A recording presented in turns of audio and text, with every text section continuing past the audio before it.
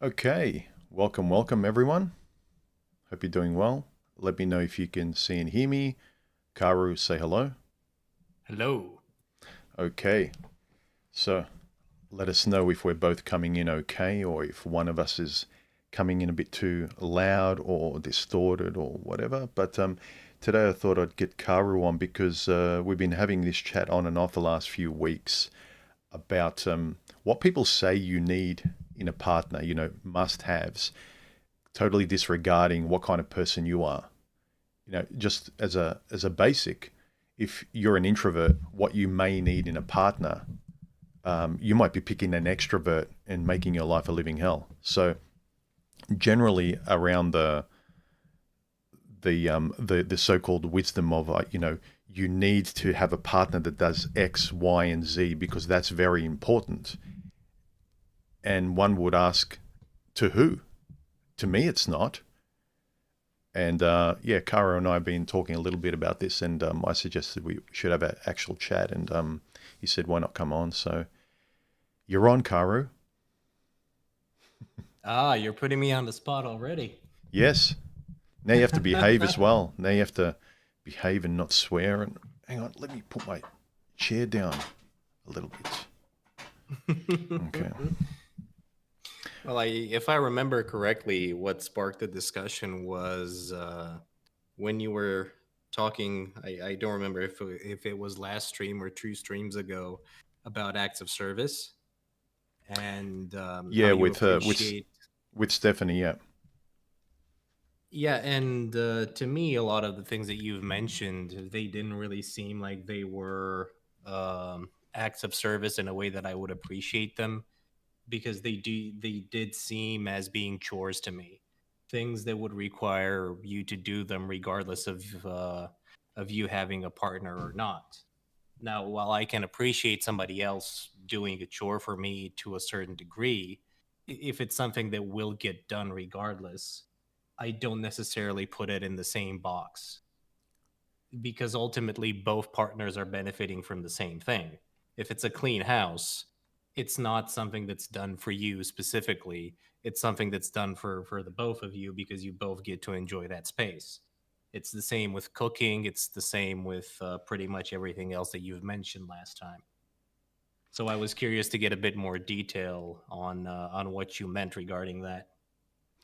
Yeah, like just hearing you say that, it shows to me that when people date, they have an idea of what box they want people to fit in, and they'll just date someone that's pretty or attractive to them, and they'll want them to be clean without paying attention if they're a clean person, if that's what's important to them, or if that's what they appreciate done.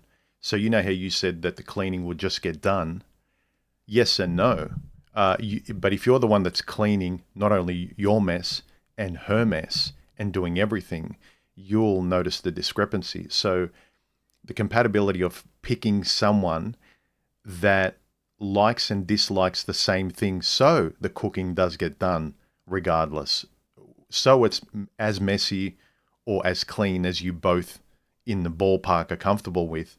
That that has to be kept an eye on when you're getting to know the person to know where you match. But I think a lot of people, they really don't care if they're compatible. They get together, they even move in, and then they require them to do these roles and then get pissed off if they don't do their job. Rather than if you're compatible, the jobs just get done. Do you know what I'm saying? Well, there's always an intrinsic assumption that the person that you're going to pick is going to have a certain level of commonality with you. I've, uh, I've rarely encountered individuals that think, well, I'm going to get a partner and they're going to speak a different language, or I'm going to get a partner and they're going to have such a discrepancy when it comes to cleanliness, the food they like. There's always a bit of an idea in your mind that yeah, they're kind of going to like the same things that I do. It may not be specific. Oh, I want her to be into science fiction. I want her to like the same books.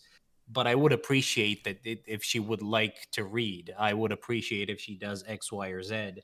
And I think a lot of the times those things are taken for granted, and they're only brought forward after you spend a lot of time together and you realize, well, she did say that she liked reading, but it's Mm. not to the degree that I would put it in a hobby that I would appreciate. Yeah, maybe she reads a book once every 2 months, but it's nowhere near close to what I would like her to be. Yeah. So that's what I mean. I think these things about whether the chores are done, because for me, I've said this to you, I need to see action and proof of the words that someone says.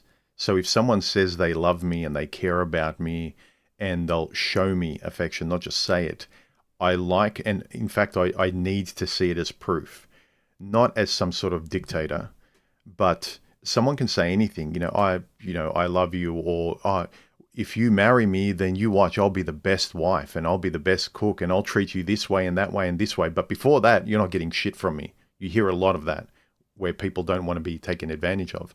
But you need to see that they're showing you the affection that they say they have towards you in with your own eyes. Because too many people just have the words. In the same way that people say, I'm going to lose weight on Monday, I'm going to start my diet. They never do. It's only when you actually show physical evidence in the world that your ethics have to actually be tactile. You have to see proof of them physically in the world. And for me, I've I know this is my issue. I've mistrusted beautiful women or what people say. You start to learn to really pay attention to, does it match up to what they do? Does it translate to the person they are physically in their day-to-day life? So if they say, I'm a clean person, and you can already reasonably imagine that, oh, okay, she says she's a clean person and she's tidy. I look at her house, it's clean. I can imagine this in my life. This is compatible to me. I like this. Or I'm not that clean, but she likes this. So this will balance up a deficiency in my life. I've always wanted to be cleaner in my life and tidy up and vacuum. I find it a struggle to do it. She loves it. And then when you pay attention to these things, that they translate into actually like physically in your life, it makes a big difference. So I kind of mistrust just words. I know I talk a lot, I do streams, I write a lot, I love the English language. But in terms of between people, keeping promises, doing what you said, and matching your values with what you do is very important to me. And I like to see those things matched, if you know what I mean. I understand, but a lot of the times those things also garner discrepancies. We've talked about this before, where even though you can have, and let's stick to cleaning because I think it's a very easy example to understand. Even though overall you may have a certain level of cleanliness, you could be particular about the way that you like your computer cleaned or your workspace, and it may not always be up to the standard that your partner is willing to put the effort in to get it to that certain level. So I can see how that on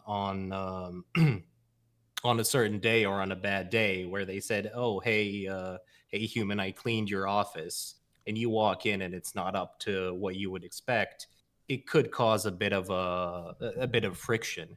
Hmm. And even with things that on average are compatible, those types of short circuits will inevitably happen because it's impossible for another person to show the same type of appreciation that you do have for a certain action.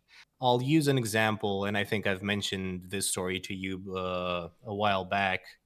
Um, with one of my exes, one of the things that she did was she cooked a meal for me, but she cooked it at a very particular time. It was a day when I hadn't slept the night before, I hadn't slept the entire day. I got home from a very long day of work. I was back at about 10 p.m. and I still had stuff to do until I went to bed. And I hadn't eaten, I didn't drink anything. And when she cooked a meal for me at that specific time, it really meant a lot to me.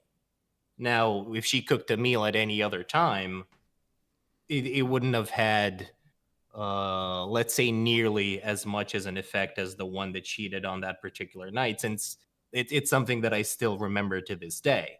every other meal that she cooked, even though there was appreciation that I didn't have to cook the meal myself, I don't remember any of them. Mm. Yeah, yeah.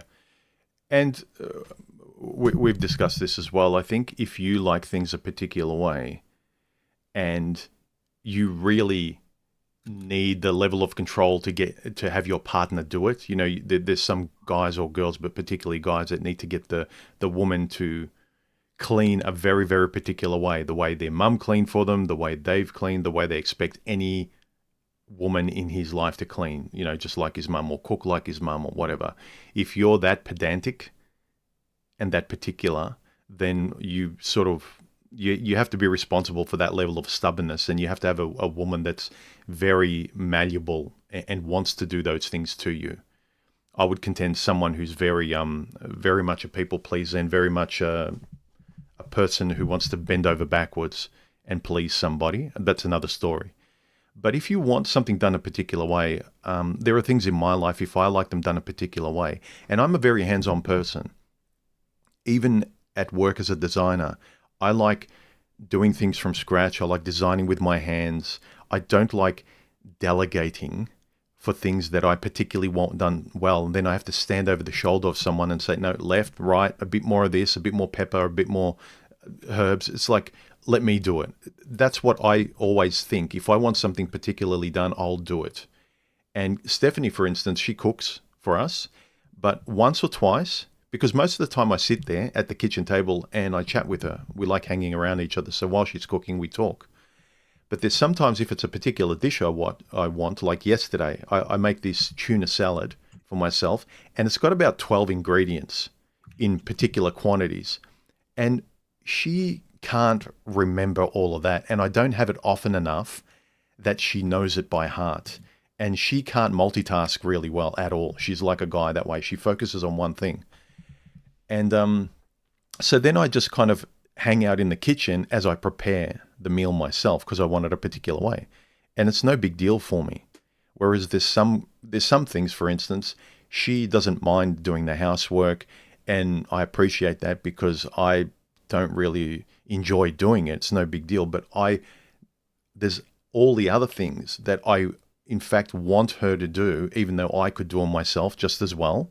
But I like them done more when she does them, and she doesn't mind doing them, to show me proof.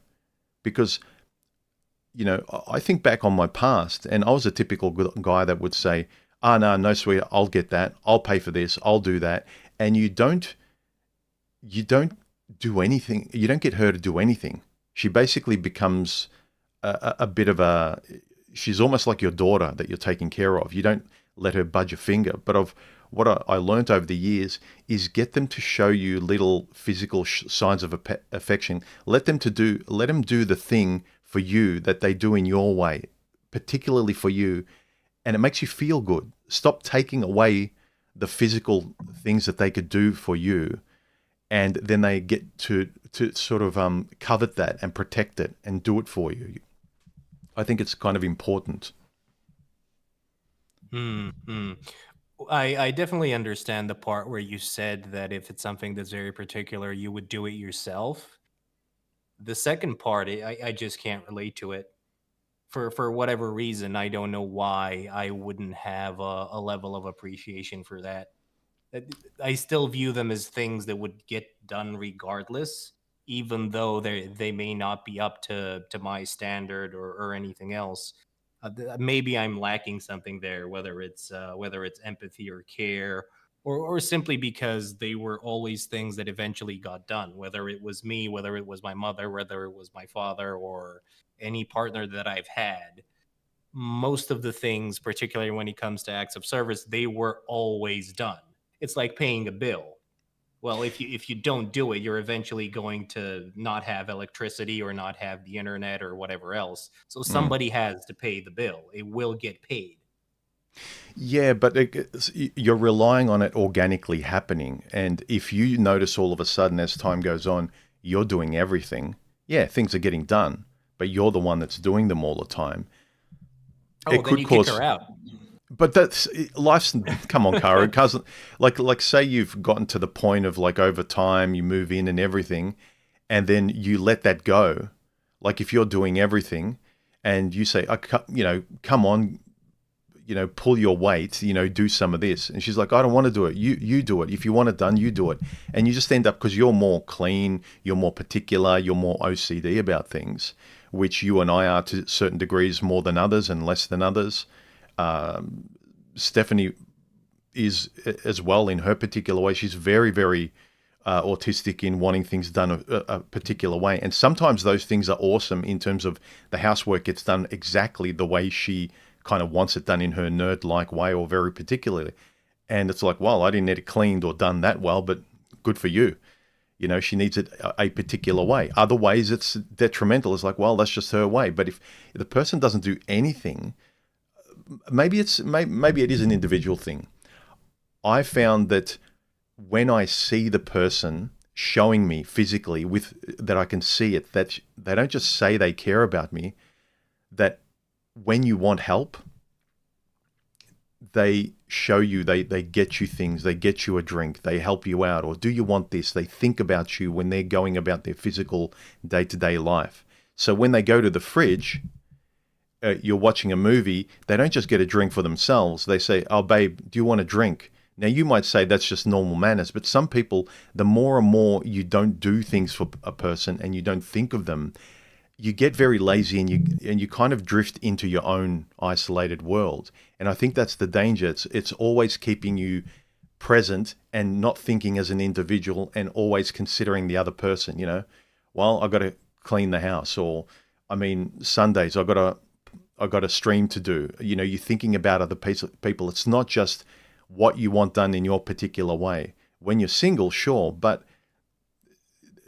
you just can't do everything because you may have a person that's more lazy than you, and then you end up doing everything. I think the difference lies in the fact that we're viewing different levels of normalcy when we're talking about the supposed examples that we're mentioning. Since you brought up the idea of when they go and get a drink, they ask you. I take that as a given. If that doesn't happen, or at least I haven't been in situations, I haven't been with partners where that was the thing. I've never encountered that with any person that I've been together with, and it's just a normal thing in my family. Everybody, when they go and get a drink, they ask you if you want a drink as well, or you just shout from your chair, get me X as well. So it may be something that's a bit culturally different as well, or we've encountered such dissimilar people to where things like this do need to be mentioned. I don't know if that's the case. Is that the type of people that you've had around before? Um, yes, but like here, Across makes a good point. He says it is an individual thing. When people feel the need to interact with you and be close to you, these sorts of chores just become natural. Yeah, maybe. But again, if you notice it and you notice that you would appreciate something and you never say anything, and this is a lot of guys, they never say anything. It's like, oh, well, you got a drink. You know that I like a drink and you didn't even get me one. And they're like, oh, okay. It's it's a nice reminder that they're interacting with you. Look, again, it might just be very individual where you need to voice these things when they bother you and you just don't when they don't. If things are organically getting done, then they will. But I just can't. I've been with enough women where I was the quiet guy that just let things slide and things kind of bugged me, annoyed me, embarrassed me, and I said nothing and they thought it was okay and it wasn't, and I let it simmer and boil. So I think the lesson might just be in the early days.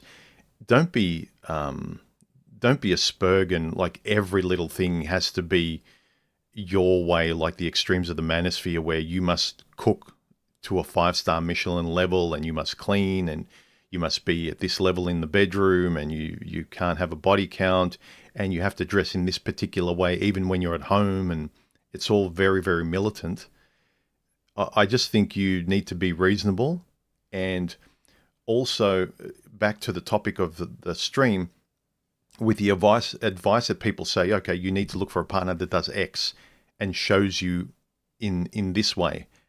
What you and I have been talking about and what we have in the past is that it may actually not be an issue for you, because I think the easiest barometer is when you're single and alone, what do you dislike doing that might be seen as something feminine or typically women like doing, and that you would happily love to see the person do for you. And if the person cares for you, they won't have a problem doing it. If it's household chores, look, household chores need to get done. Someone needs to do it.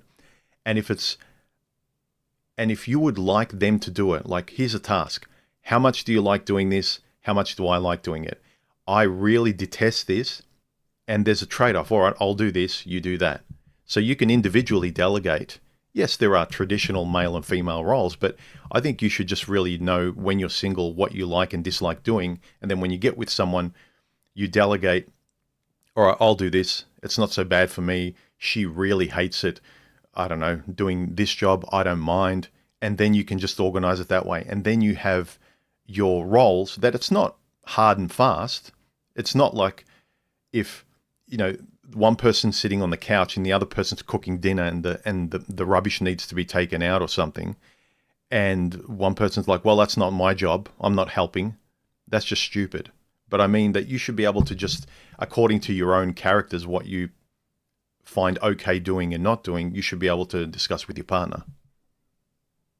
Yeah, I think the issue, or our slight disagreement, if we can even call it that, relates to what you said a bit earlier, where at a certain point you were the quiet guy and you were comfortable with not voicing what bothered you most of the time.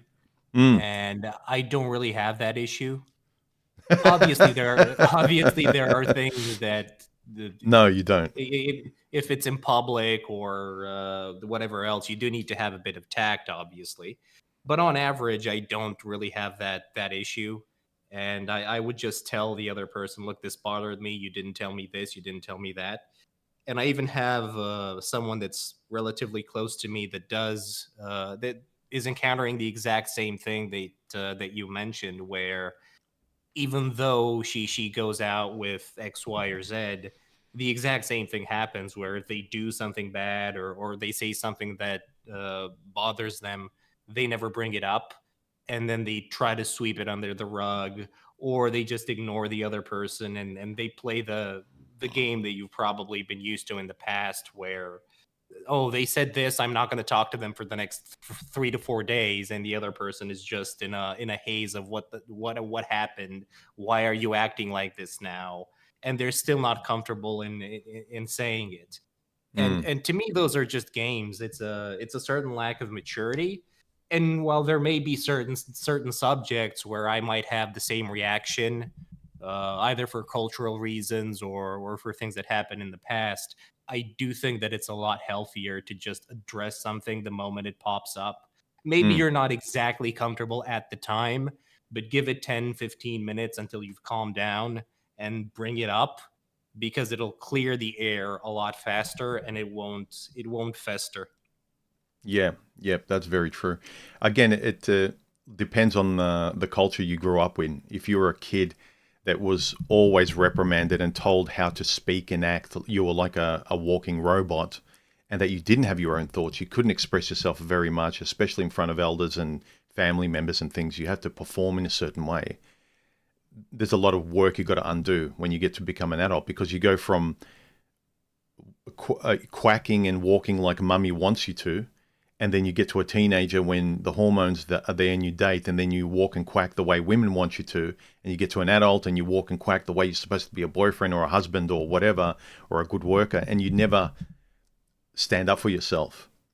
Whereas if you're grown up where you're allowed to, or you had the courage early on to just state what was wrong and what was unfair, and no, I want to do this or I don't want to do this, and that's perfectly reasonable.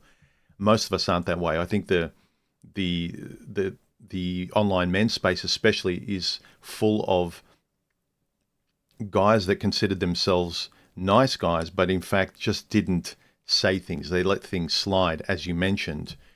and then they get into a relationship with someone and they keep their mouth shut because they're taught, well, this is what love feels like. I'm used to this. This is familiar. I don't like it, but this is what a relationship feels like. It feels familiar.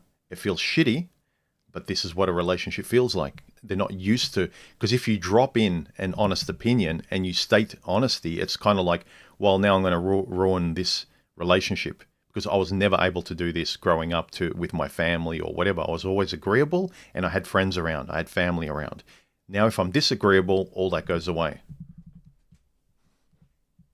Yeah, I agree with that. There are definitely things that require a certain amount of growth and understanding, and also not to be a bit controversial, but you also need to notice that a lot of the times the things that do cause you pain, they're mostly because of your misunderstanding or incompetence rather than the other person's malice. Mm, And this is a lot of the times it's a hard lesson to learn because it, it's not exactly easy to look at any given action and not take it personally, especially when it causes you some form of discomfort or pain. But thinking back on a lot of the negative things that did happen to me, the amount of times it was in large part either my fault or I had something directly to do with it is pretty high. mm. Or the amount of times that I misinterpreted something was very high. So I do think it requires a lot more forethought and maybe a bit more of a serene mind than people would usually give in these types of situations. Yeah, for me, it sounds like you've cut things off and stated things and maybe bluntly said things like what the way they were, and maybe ended relationships very abruptly right away. And I wish I would have done things sooner. Whereas I did the other thing. I went the other way, and I tolerated things, didn't speak up in the past, and I learned to do that. Whereas you, I think you just have naturally been like that as you were growing up, where you didn't like something, like you said, out the door. Like, I'm not your friend.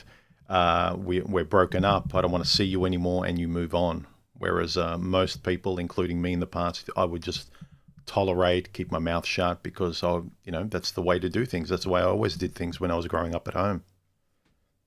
Surprisingly enough, no. Usually, when you bring those things up, they tend to either fix themselves or the people just disappear out of your life because they don't like what you said.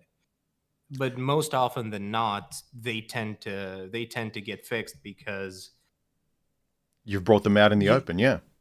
not just that you brought them out in the open. A lot of the times, they're not as serious as you think they are. Even situations that you think are going to be hard to discuss or are apocalyptic, a lot of the times they end up being nothing burgers. You just you just talk about it, then it immediately gets solved. Or if it's something that requires a bit of effort, oh, now I'm aware of it. Now I know not to do this anymore, or I know that you don't like this certain thing. I'm going to try to avoid it. I can't guarantee that it's not going to happen again, but at least I can tell you that it's not going to happen with the same frequency that it did. Mm, And if somebody is your friend and if somebody cares, they're going to try to avoid those certain things. I have mm-hmm. friends with which I know I can't touch certain topics because they're just sensitive topics for them, and I never bring them up in their presence. Same with any action and so on and so forth. You'll always have misunderstandings. You'll always have some form of conflict, or not even conflict, some form of friction that you may just assume is friction, but could just be the most inane thing that you can imagine. And the second you address it, it just disappears instantly, like a snap of the finger. Yeah. But see, that is a benefit. Everything you said is 100% correct. But I never was able to see the evidence of that. You know how you said, but when you actually are direct and you address things right away, it's not as bad as you think. Issues are addressed, people naturally move away, you correct things. It's right, but I never got to see that because I never did it. So once you start doing it, then you see the practical efficacy of it in your real life. That's true. But for people like me and Yeah. a lot of other guys who never get to see it, it's like anything. How many times in your life have you finally done something you're procrastinating with, and you go, "Oh, I should have done this sooner. It's just so much easier." You start laughing to yourself because you see the evidence of taking that action in your real life.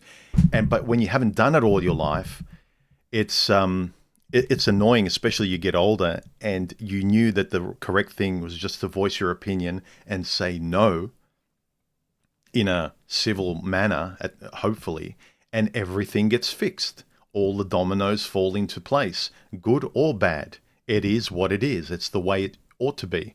But when you're young, conditioned, afraid, or whatever it might be, or just lazy and uncourageous, you stay there and you do the path of least resistance, which is, well, I won't say anything because that's quote unquote rude, with quotation marks. And you learn these things. So I'm saying that, like, you're correct, but unless you start doing them yourself and then seeing the honesty of it, like it is what it, like, the answer, like, this is real, this works, this is correct, this is the way life is, rather than the theoretical avoidance and do this and play this game. Like you said, it's all game playing. And it's all the shit that guys want to get away from and relationships want to get away from. But until you do it, you don't see it.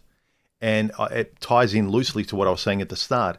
Until I see my partner doing things for me in ways that I can see them showing affection for me. I mean, the obvious one is sex, right? But you can't just bang all day, all the time. So it can't just be things you say, things floating in both of our heads, and there's only so much you can have conversation.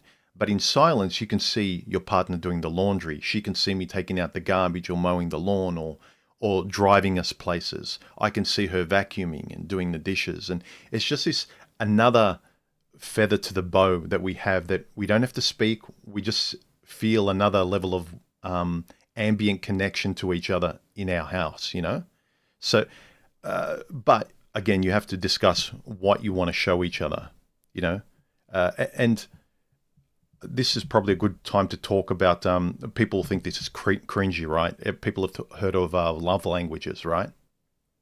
Yeah, yeah. And I remember seeing a video years ago, which is so simple, yet it's so revelatory, where a woman was saying, guys spend all this time throwing, for instance, buying a woman gifts and taking her out. But her love language, which is what she really appreciates, needs, and craves from a partner, like there's about 6 main areas, or 5 main areas, I think.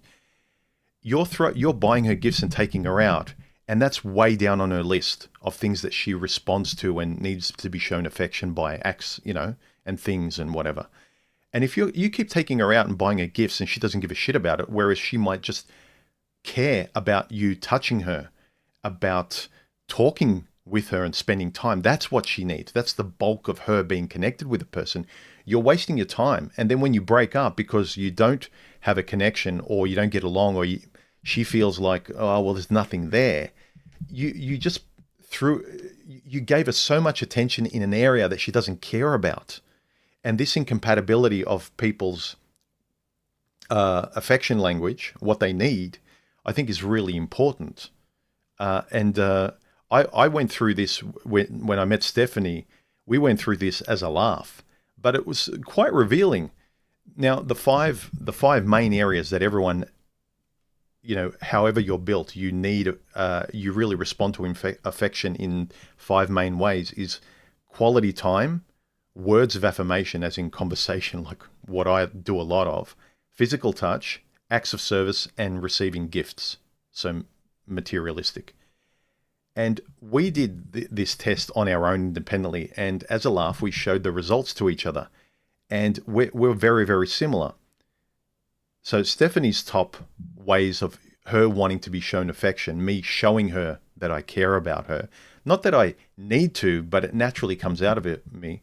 Her first one is quality time. She scored 32% in quality time. Second, words of affirmation, talking, communication, conversation, which I do naturally really well. Third is physical touch at 26%. Acts of service, as in me doing things for her, 13%. She doesn't require much. And materialistic things, gifts, she scored 0. She does not care about gifts, not even at anything. Whereas me, quality time is my number one, which is the same as hers. She scored 32, I scored 33, almost the same. My second is physical touch, which is 30%, but physical touch was third on the list for her, which is 26. So not far off. And the third was words. I need someone to talk to me. That's whereas for her it was second. She needs someone to talk with her and at her, and to do the heavy lifting in conversation, which I do well. And the last two, acts of service and receiving gifts, we basically don't give a shit about. I enjoy her when I see her washing the dishes and stuff. It's like a nice ambient reminder, but you really need to pay attention to what the person you're with really responds to and what they crave from another person to sustain a relationship. Sorry, I Yeah, yeah. probably swallowed the conversation there. No, I definitely understand that, but I've been a bit sidelined because it's I don't know what to comment on that because you just described what you did. Mm, While I agree with the explanation, with the examples that you gave slightly that you gave earlier, the only act of service that I would have appreciated that you've mentioned was driving somebody somewhere. That hmm I can understand. Again, like to me, the rest kind of fall under this tutelage of things to get done, and I understand where you're coming from when you're saying that they may not necessarily will get done. But again, I'm assuming a level of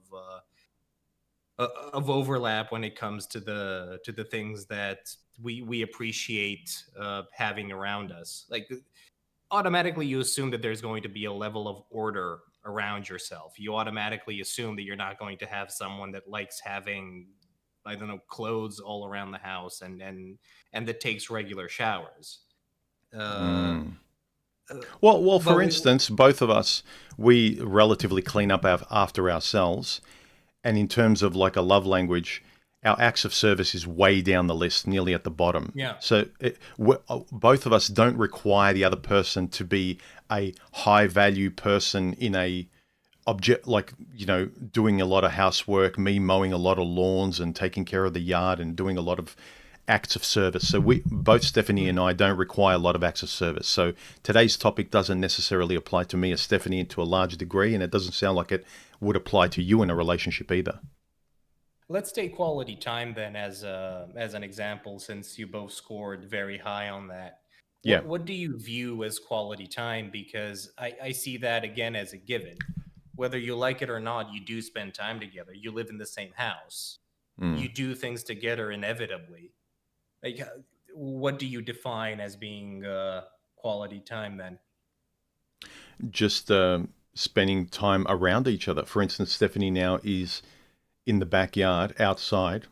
It's fairly warm today, and she's outside on her laptop, just doing some work and browsing the internet and just relaxing and just hanging around the house. Like even if I'm here in the study, she's there. We pass each other. We give each other a peck on the cheek. Do you want a coffee? So we're just always around each other, and also we'll intentionally go out and have a coffee, have a conversation. I'll run things by her if I'm working on a project. She does the same with me. So basically, we're around each other physically all the time, even if we're not one-on-one in each other's faces. And yeah, we're just kind of ambiently, if not, and also directly in front of each other all the time. So we spend a lot of time with each other, and we do interact with each other quite a bit. So that's so it's a Hmm. direct and indirect quality time, but we're always around each other, always doing that thing, always playing tennis in that same way. You know. Well, the way that I view it is that there needs to be a bit of intentionality behind the quality time. Well, when Mm. I hear quality time, I think of Yes. this is a separate thing that we do together. As you said, we're going out and we're getting a coffee. We're doing this. We're reading a book. We're doing insert random activity that you both enjoy.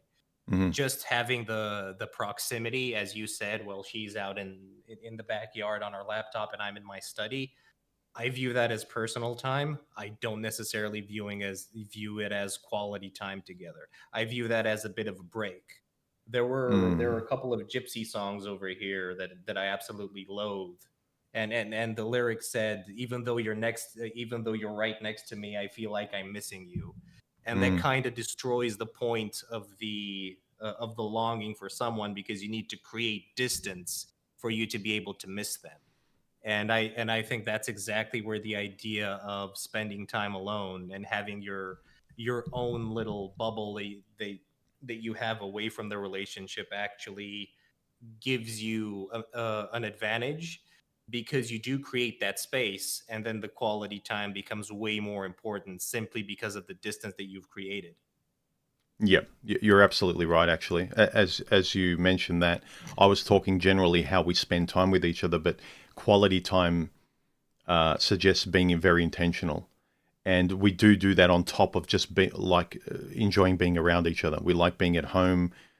The way we like being at home, it hasn't really changed from when we were both single. How I live my life and how she lives her life is the same. It's just like a lot warmer. You got someone with you, so you can get a lot of the thoughts that were always in your head. You get them out. But the quality time, we do it all the time. Yesterday was a prime example. Both her and I in the morning we worked on our projects side by side in the study, and sometimes like I was in another room, we're passing each other, we're talking just in passing, kind of like you might talk in a chat room with a bunch of people, like you're interacting but not, you might be doing a few other things while you're chatting in a chat room. And we're working all day, and then in the afternoon I think it was her or I can't remember who suggested, and said I'm going to take a break, and the other person was like, yeah, I'm going to take a break too. And then we both said, let's go for a coffee. And then we both just spent quality time away from work. And it was really, really nice and really refreshing. And you can do it on your own. I remember I used to do it all the time. But when you do it with someone else, like you intentionally make a decision to spend some quality time concentrating on the other person, not just having them around you as you, again, just focus in your own singular fashion, but you make the other person and both of you just relaxing and chit chatting and just spending some irreverent time together our priority. It really is nice. So we do that quite often. We do. So you're right. Quality time is very intentional. One of the things, or one of the date ideas that you mentioned that you do pretty often was going out and spending a weekend or a day or two at a hotel. Mm, And at the time, I found it to be very strange, very weird. I couldn't understand it, but I did bring it up to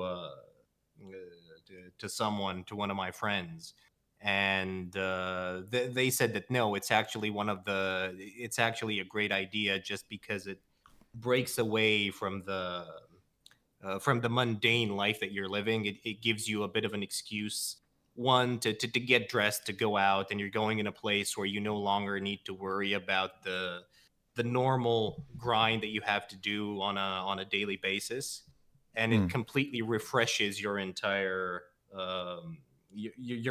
view.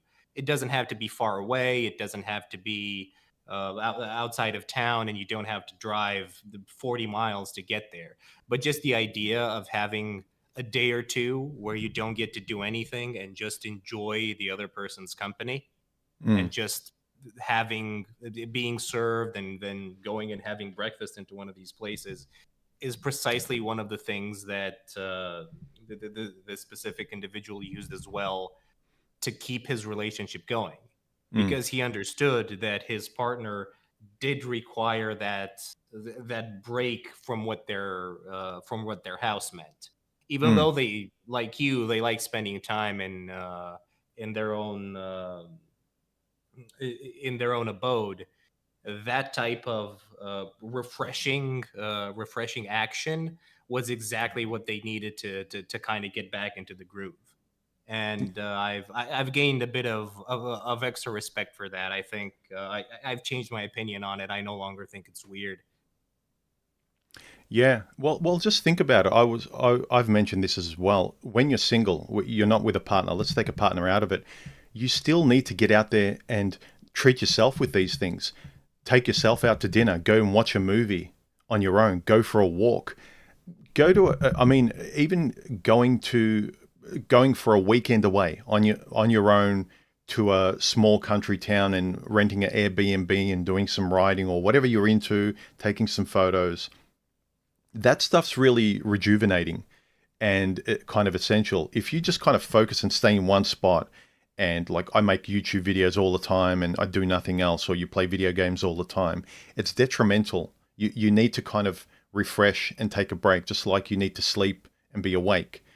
And when it's with someone else, I think you need to be more intentional because you can get lost in being very selfish and staying in your own world and saying, well, now we're together. I just want to play video games all the time. Look, what? I'm around you. Isn't that good enough? Like, you keep nagging me to spend time with you and stuff. Like, stop nagging me. Like, isn't it good enough that we're together? I think a lot of people think that and assume that that's the case, but it's not. And it's in the same way when you're on your own, your inner self is like, we should go for a walk or a run, and you go, nah, I can't be bothered, and you dominate the inner voice of what you should be doing.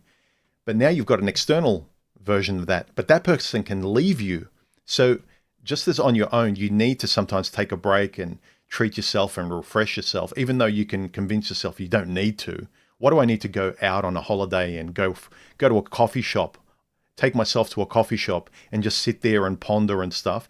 Because it's refreshing. It's good for you. It's good for, your mind and everything. In the same way, physically, you've got an external version of hopefully what you are inside, as in the form of another partner. You also need to say, hey, let's go to a cafe, and not go, well, what do we need to? Because it's good for you. You need to do these things that are being proven to be good for you, either as an individual or especially as a couple, because the other person can leave if you're too stubborn. I think there's also a bit of a lack of appreciation for how powerful just having the ability to not do anything for a day or two is. How much it can recharge your batteries, how much it can calm you down, especially when you're also dealing with another person. I had this conversation with Boffin a while back when we were talking about traditionalism, and I brought up an example of precisely a traditional, the closest thing you can call to a traditional family nowadays, where this guy, he was going to work every day of the week, 9 to 5 job, and his wife was at home taking care of the kids. Now, one of the things that often goes over people's heads is that even if the woman is at home with the kids, she's there for 7 days a week. By the end of the working week, she's tired of being between those four walls all the time. Now she needs a break. She needs to get away from those four walls. At the same time, the guy's tired from work. He just spent 5 days going and slaving at his workplace.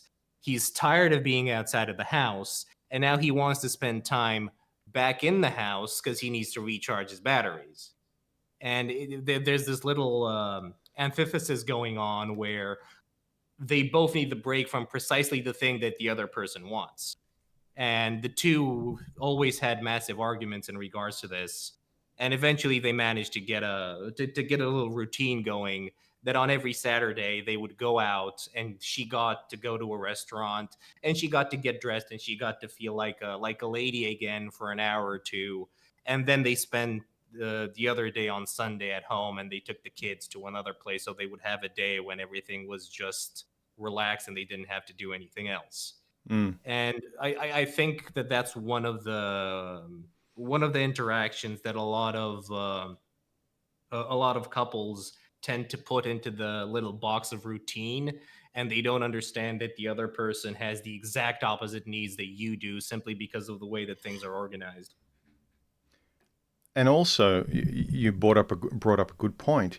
If in your life, like the guy working a lot, spending a lot of time outside the house, he when he spends an excessive amount of time, he needs a break from that. He needs a change.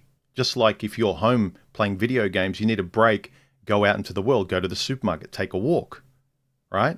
So you might be a person that says before you're in a relationship, I'm an outgoing person, I really need to go out a lot.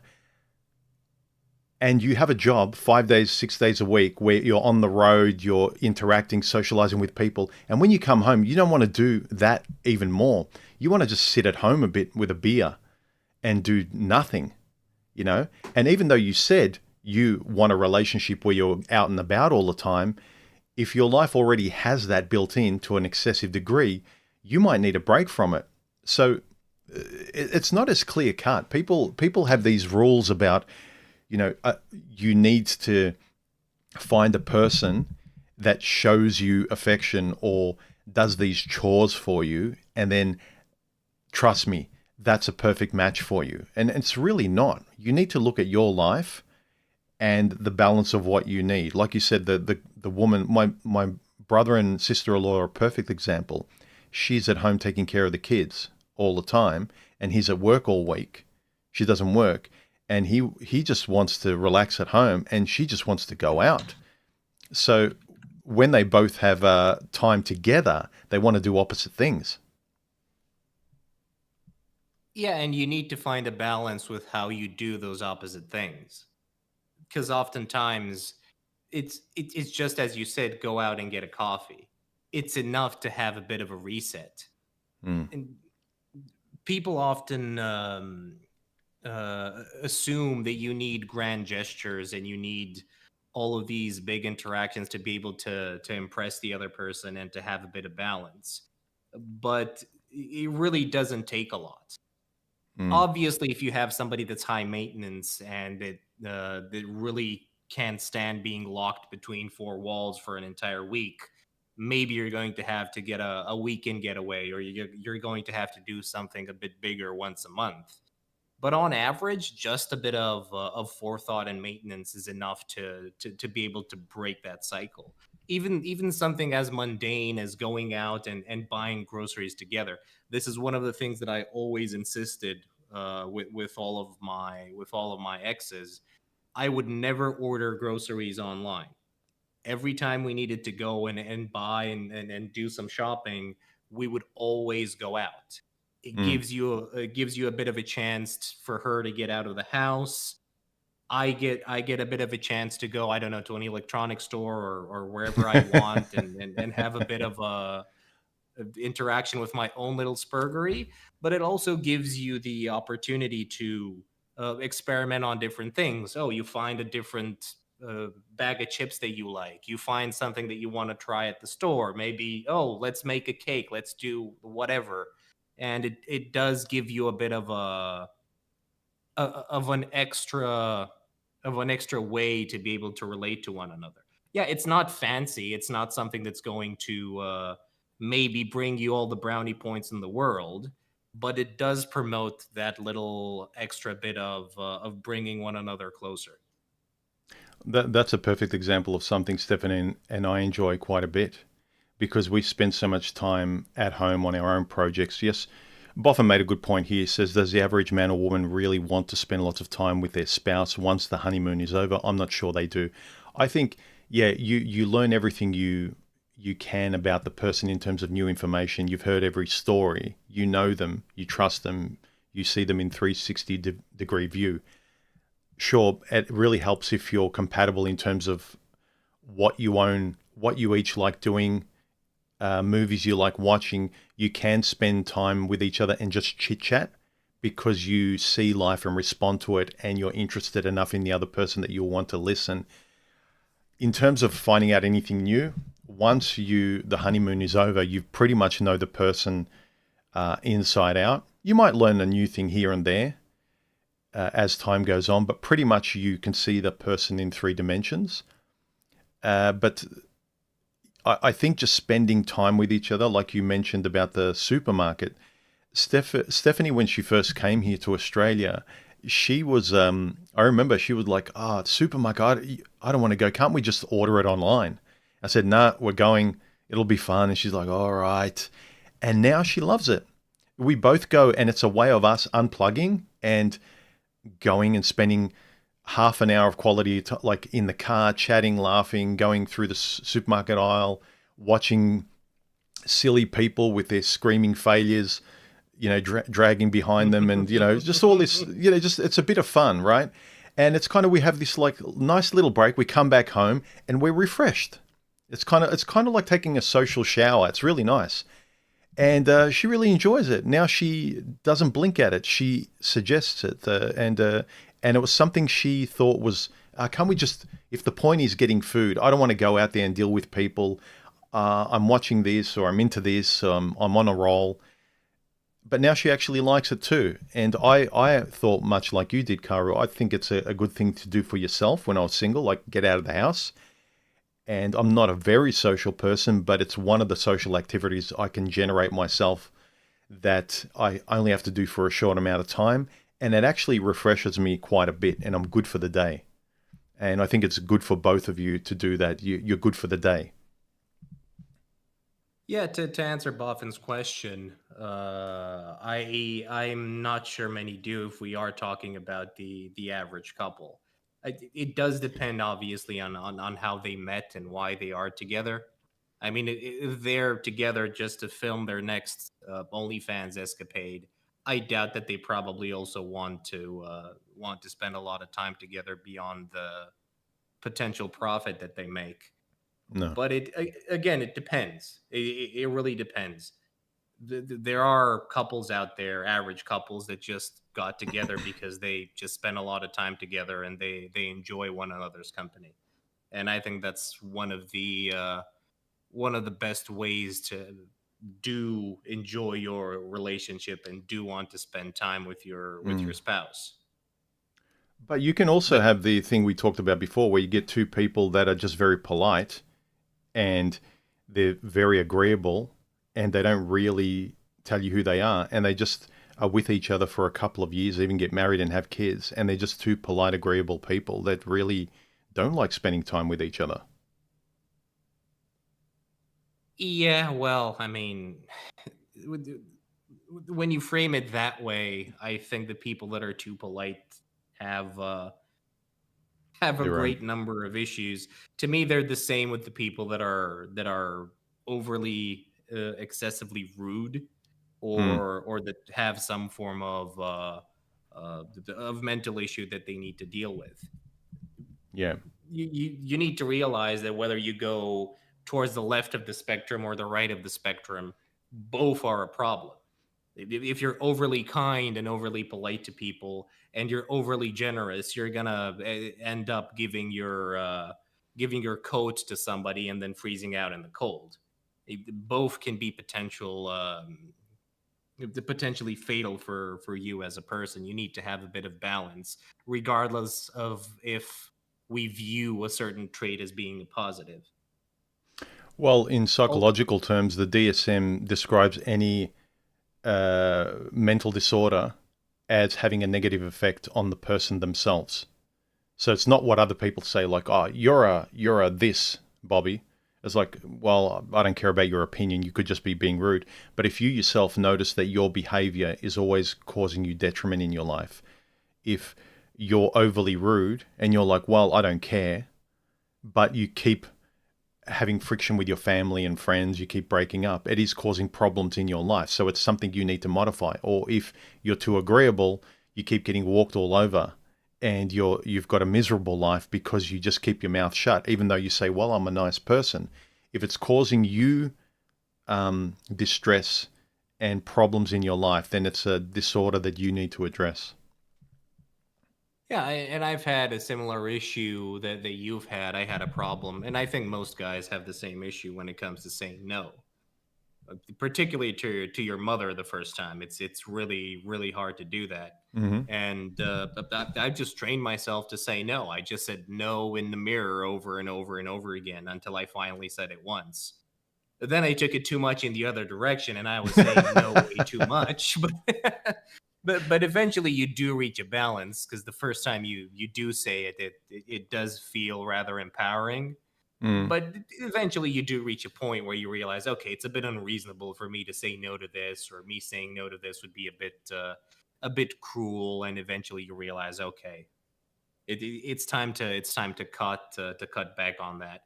But it is a good tool to have in your toolbox, because after you manage to say it to the people that do have a direct impact on your life, which is your mother and father, and the people that you do respect, after that it becomes very easy to say no to other people that you can just uh, uh, not care as much, or that would just be a bother moving forward, especially if they're work related, or the friends that take advantage of you. It essentially completely changes your world fundamentally.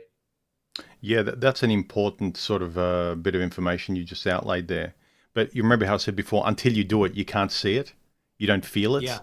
You don't experience it. It's just a nice theory. There's a lot of guys online and women online that have theories about relationships, but unless you go out there and try it and see what doesn't work, you'll be surprised. Like in theory, you can think, well, I believe in this, therefore I'm right and it makes me feel good in theory, in my head.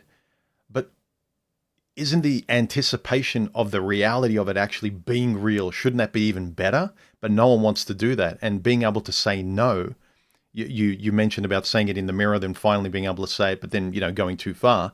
But there's nothing like ethically practicing your values and seeing, having the courage to do that thing that you could only do in the mirror. Now you try it and say it to your mum.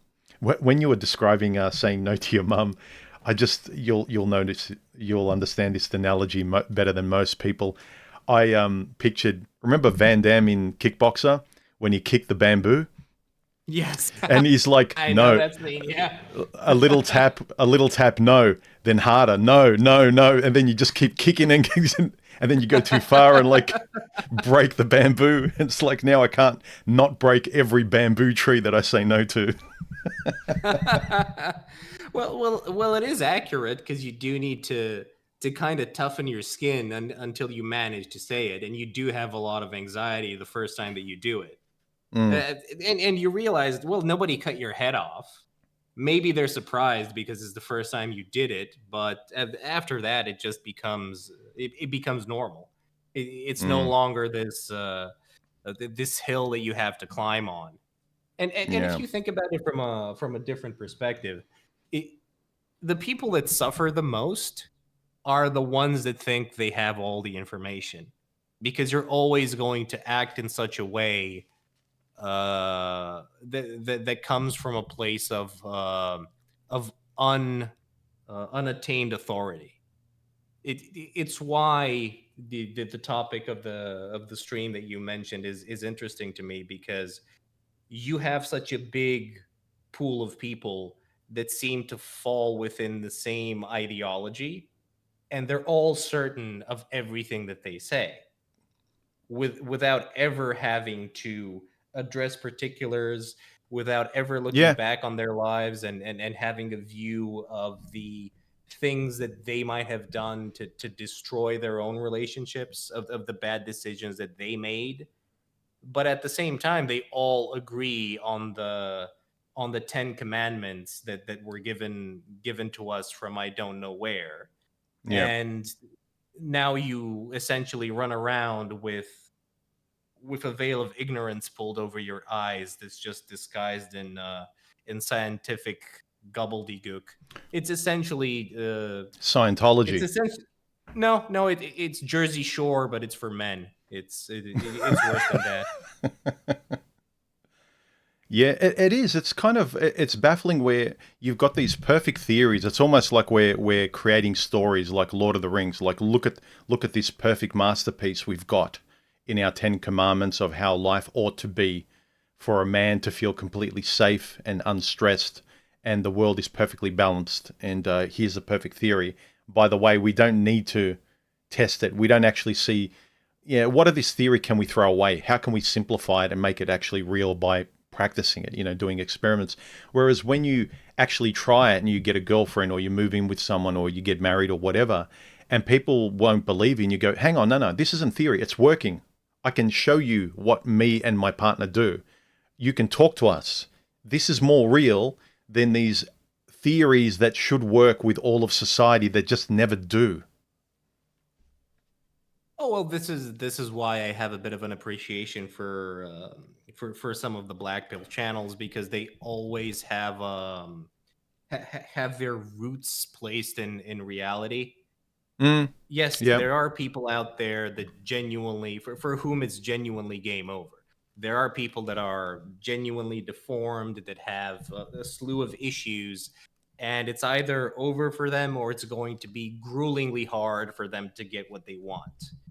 But there seems to be an overcast blanket from the audience that does consume this type of content, that automatically boxes themselves within the umbrella of the content creator.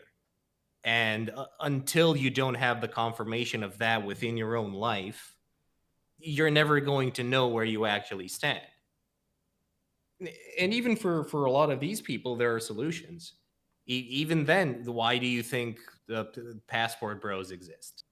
Mm, Because they're leaving a place where they're maladaptive, and now, instead of, now they go to a country where the average height is 4'1", and they become the they become the quote unquote de facto Chad, or whatever. Why do you think a lot of these guys that make YouTube content live walk away from the US and they go to Eastern Europe and they go to Thailand? It's the easiest way to just boost your social status, and suddenly, with all of the faults that you have, and with all of the problems that you probably still have, you still become a more attractive prospect simply by changing your geographical location. mm, So yes, there is truth in what of in what of a lot of the content creators say, but that truth needs to be tempered with the hammer of reality. You can't just live within a delusion, and simply because you've crossed the pond, suddenly you've become something that you were not. You were never the thing that you thought you were. You're just in an environment that permits you to flourish. mm, mm. Yeah, look, in the respect of, I can respect the nihilists to a degree that their reality is giving up. There's no point. It's just them, their mind, and they live a solitary life where everything else is too stochastic to bother trying, and you tend to fail. So they are testing the life that they preach of doing nothing and why bother, compared to the guys that are theorizing and are sure of something that needs to be verified in practice, but they never do. But they'll tell you, oh, I don't need to practice it because the math works out. Don't, you can trust me, bro. It's like, no, go do it. And then come back to me and use the word bro. Yeah, but even then, like, you just mentioned something that requires effort. Mm, The minimal effort when you're theorizing something is sitting with your ass on your chair and talking. mm, That's not anything that, on average, you're going to with which you're going to impress anyone. mm, It's like, who can't talk about politics? They can be wrong, they can be completely off the mark, but everybody can talk about politics. Everybody can talk about relationships. Like, they've had some form of relationship in one way or another, whether it's with their parents, whether they saw their siblings being in a relationship, and so on and so forth. You've seen your parents interact. Everybody has some form of experience with all of the things that we're talking about. And of course, with that, you also get your biases. You yourself have had your parents that got along really well. Well, you're not going to have anything in common with a girl that's been shown too much love by her uncle and by her father because her mother was out of the picture. Those are two completely different environments. And Yeah. you're also not going to have anything in common with some of the guys for who life has been a struggle ever since the moment that they were born. Yeah. There are just things that are unrelatable. But for the average person, the idea that without even trying, there aren't things that you can't do. I think that that's a bit of a stretch, especially considering the age of some of the people that you do see making their way in these types of circles. In all honesty, like you've never even held someone's hand, you've never been married, you were never even close to going out on a date, and you're complaining about divorce rape. Mm. You need a different hobby, like go back to playing Minecraft. Mm. Yeah, like as time goes on, theoretically, the younger you are, it's nice to play these games of theory, like you're playing a verbal game of Minecraft. It's kind of analogous, and it's interesting. Guys like building worlds and playing video games and writing stories and things like that. And you can get carried away with it, but at some point, I think guys with their heads screwed on, it's no surprise that a lot of the guys that used to be more prominent in the manosphere just disappeared or moved on or whatever. Because it's not just that you said what you said, but that you keep growing and trying to push these things further. And there's a real limit to these things. And most guys just kind of circle back and loop the same thing to make them work, just much like the feminists keep talking about the past to keep it alive and to make you feel like you felt when it seemed like it could answer everything. So you keep going back to the start of the Matrix to be energized about it again. So yeah. Sorry, I veered off on a bit of a topic there, but the black pillars, yeah, at least they're not talking about things that they're not practicing. They are Exactly. nihilistically Yeah. practicing. They're practicing nihilism, which means that they don't have to do anything, and it is largely theory. And there's a convenient, intelligent lexical excuse to not to being inert.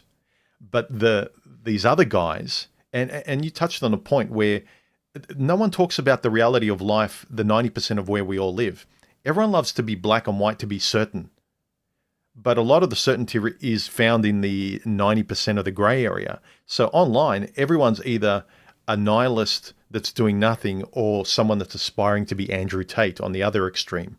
There's no one wants to or is interested or wants to click on videos about where we all largely live and think and where we're falling over and the problems we have, because it's not entertaining and it requires effort. So people will love to find answers on the extremes. Well, look, extremes are always a thing that are going to be pushed forward because that's what's going to grab people's attention.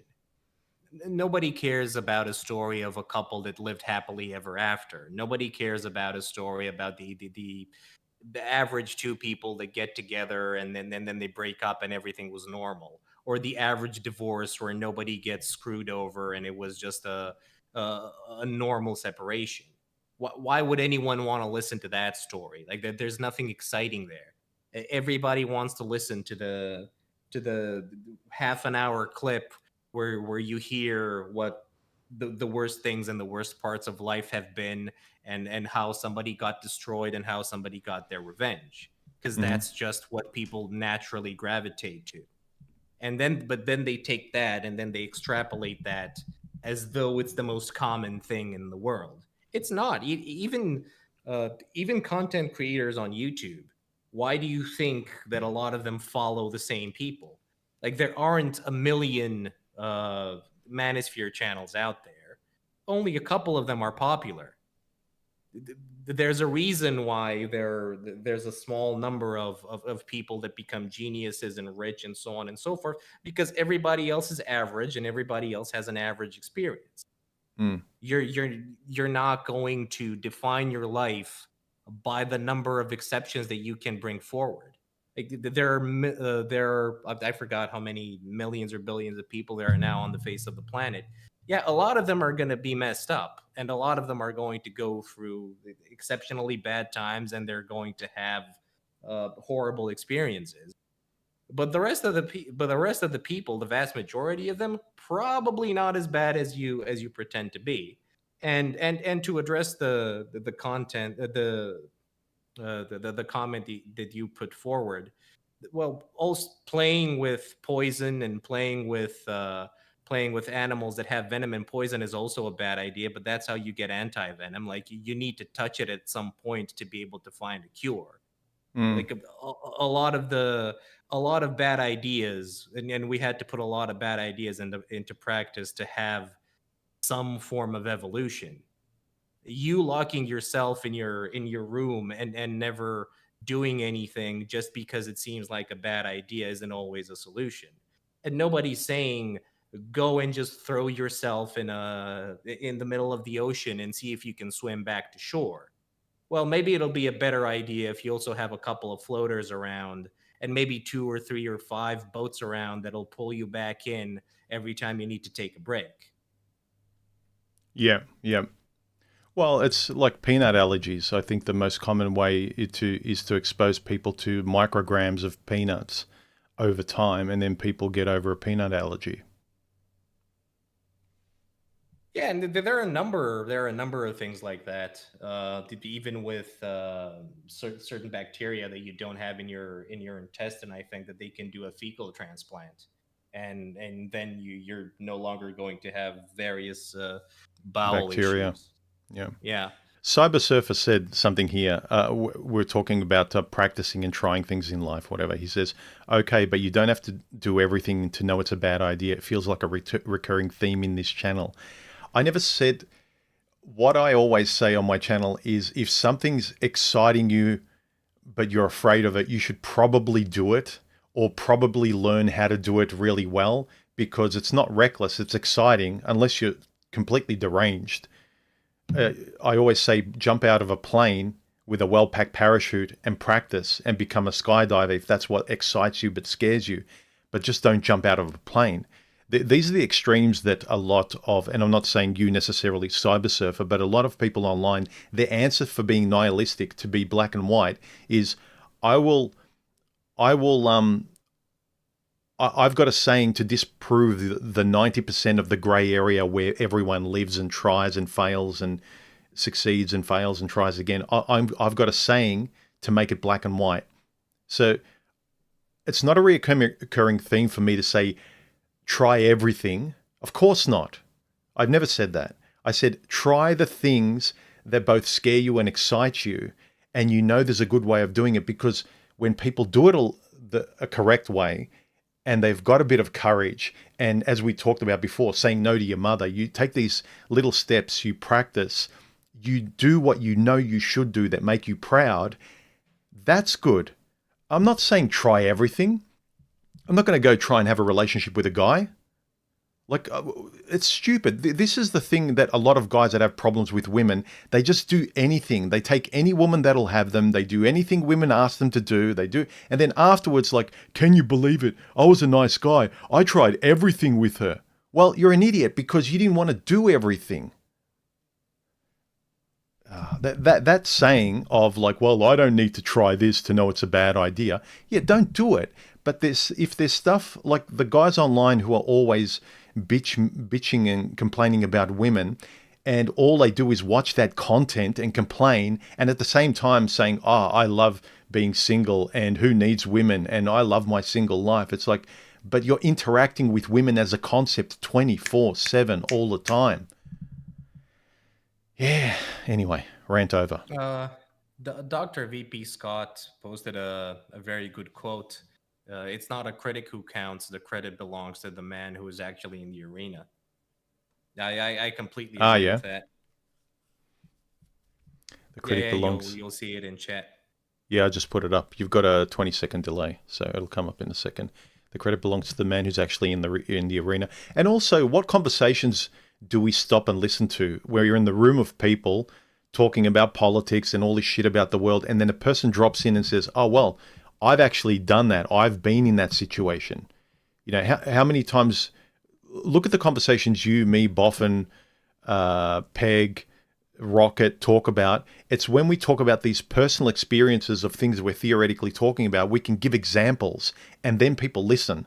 But if all you're doing is name dropping and meme dropping, it's like everyone can do that. I'll just go on the internet and gather a whole bunch of quotes and statistics, and then I can be part of a social group online and drop the same memes without having experience in any of it. Even then, they don't listen because they're going to say, "Well, you know what? The girl you found was an exception."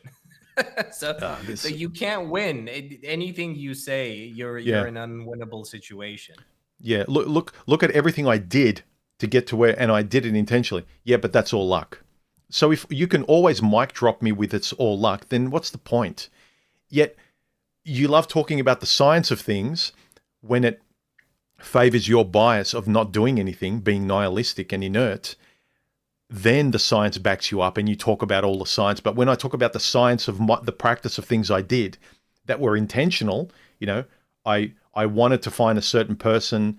I went out, I did this, I did that, I listened. Like there's a procedural way to go about life in a certain way, especially in dating.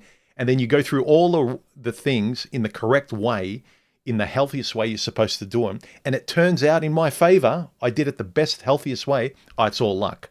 And I said in a recent video, people will, you can't say the same thing about someone who starts a business, becomes a millionaire, plays the guitar really well, is a great artist. Like pick anything that you keep doing better and better and failing and learning and going forward.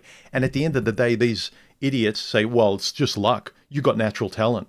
It's like, you're not listening. You're really not listening. I forgot how many attempts there were made to create the light bulb. I Probably a think lot. about 4,000, 4,000 or something along those lines. I Boffin might know or Rocket, but they had to go like through thousands and thousands of repetitions until until you finally got the first working light bulb. It was an incredible amount of effort to just get that little piece of engineering done. But somehow, when you interact with another individual with their own needs and wants and personality and everything else, you assume that it's going to be on autopilot, that it's going to work, and it is going to be effortless. Mm, You're not dealing with something technical. You're not dealing with something that you can manipulate the properties of. yeah. You're dealing with something that is that is way more complex than that. And touching on that as well, it reminds me of, I think it was the 4 minute mile or the 2 minute mile.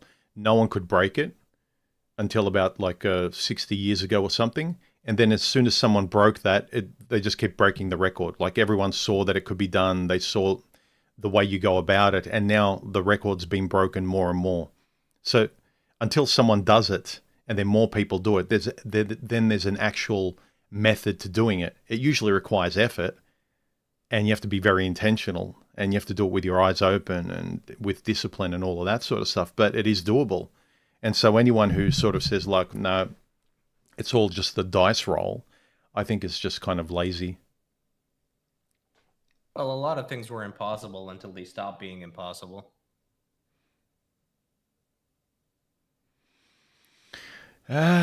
So what else do we have to say? Also, if anyone else wants to add anything to this conversation, if you're new to my stream, where is it? Add 3 emojis like this example here before your question, 3 smiley faces before your question if you are here live in the stream, and I'll do my best to see if I can read it out. So what else do we have to say about this, Khaoru, about chores and what you expect from your partner, or what people say you should expect from your partner to have a good relationship? You know, the splitting of chores, the duties, traditional tasks versus non-traditional tasks? To me, I think that type of a separation is I don't want to say a bit quaint, but I have my life built in such a way where a lot of effort is taken out of it. Like I've sent you pictures of all of the devices I have and all the things that I use. So I Mm. try to build my life in such a way where the things that I don't like doing get solved through other means. And this is another thing that I've noticed, particularly with couples that tend to have a lot of income, and if they're even relatively on the same wavelength, it's really easy to just get rid of a lot of problems just by having a lot of money. Oh, you don't like to do X, or just hire somebody to do it. Oh, you don't want to wash the car, get somebody to wash the car. You don't want to mow the lawn, pay somebody to mow the lawn. A lot of the problems that the average Joe has just immediately disappears if you're lucky enough. It's the same with cooking. Oh, your partner doesn't know how to cook. Well, get a multi cooker. Just throw a bunch of stuff in there, press a button, then it's going to work. Well, And here's something. Sorry to interrupt, but here's something Stephanie and I often joke about. Like when the moment arises, it's like if we won the lottery, both of us, what would we do? She'd hire cooks, cleaners. I'd hire people to do the mow, the lawn, and like after you buy the mansion you want or whatever, it's like you just hire people to do everything. Then you'd have to actually sort of see, okay, to be together, you still have to be intentional and spend quality time together. But the acts of service, you can just buy them now. yeah, but that's also when you do that, it kind of forces you into a box where you do need to interact. Mm. Well, you're still going to have to deal with the person, considering that you want a relationship. Well, now there's no longer a division of labor, if you want to view it from that perspective. Well, now you have to deal with the person. It's always be careful of what you wish for, because a lot of the times those little acts of service and those little things that you were doing on your own, it also kept the other person out of your hair. So if you don't really get along with them, now you're going to have to deal with them. Yeah, true. It, Um, oh, sorry, go ahead. no, go ahead, go ahead. No, I was just going to, on another funnier topic, Nancy sort of says, it reminds me of a joke. How many people does it take to change a light bulb? And she says, how many psychiatrists does it take to change a light bulb? Only one, but the light bulb has got to want to change. That reminds me of a similar joke where how many online idiots how many online trolls and spurgs in the comment section does it take to change a light bulb? This was mine. Nearly 8 billion. The spurg stands there with the light bulb at the ceiling and the world turns the house.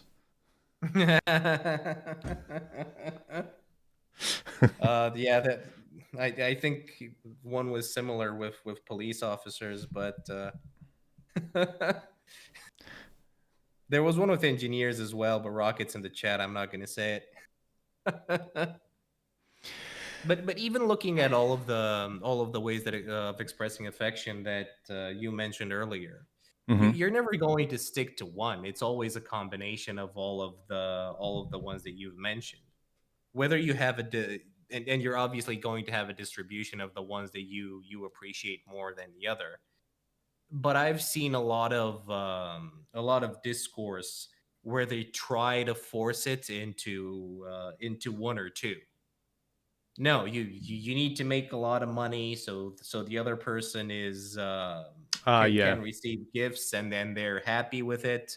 And you also need a lot of sex, as you mentioned earlier, so you get It's the whole uh, high value male and physical female touch. Exactly. like puzzle piece. Like they'll perfectly fit if you just make yourself an objective high value man, and you go after this objective high value woman, and she comes with all of these attributes that she gives and wants to give and do with you, and you do the same with her, and you fit perfectly. And it's like a product that comes off the production line. Yeah, well, and a lot of the times when you have packaged solutions, especially for your life, they usually don't work. Like, even with medicine, how many times did you get a prepackaged treatment for something and it didn't really hit the mark? Mm. Yeah, true. Unless it's something very technical. Oh, these are the 10 keys you need to fix your plumbing issue. A lot of the times it just doesn't work. Mm.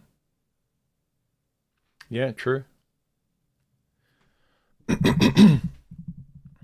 All right. I don't know. Anything else? We've been going, Khaoru, for about, let me see, an hour and a half.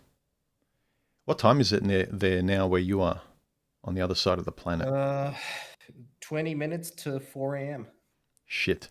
Thanks for staying up, dude. I appreciate you staying up. No worries, man. Anytime. Yeah. Anything else you wanted to add? Because I wrote a few notes, but I think we kind of covered them and talked about the main things. You And personally, let's end on you personally in terms of like the big ways of showing affection, whether it's talking, conversation, acts of service, gifts, quality time, and physical touch. What would you rank as like at least the top three for you?